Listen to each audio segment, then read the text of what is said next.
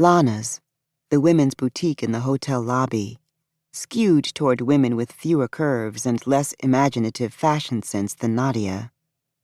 Since she was in no position to be choosy, she bought a black suit, thankful that it not only fit, but covered her bumps and bruises. Paired with an overpriced pair of black flats, she looked the part of a CEO once again.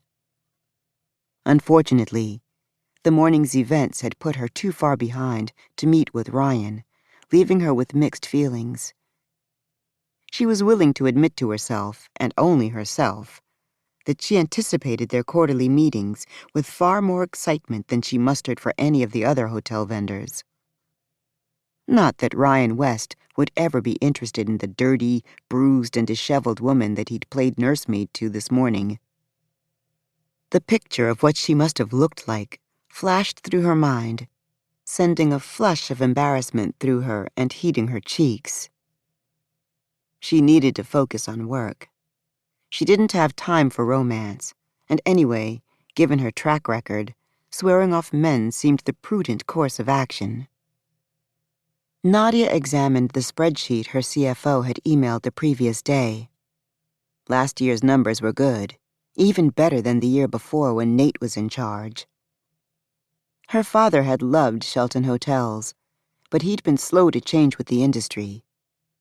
As deeply as she'd mourned his death 6 years ago, when she and Nate took over, they'd both agreed that changes would have to be made if Shelton was to survive.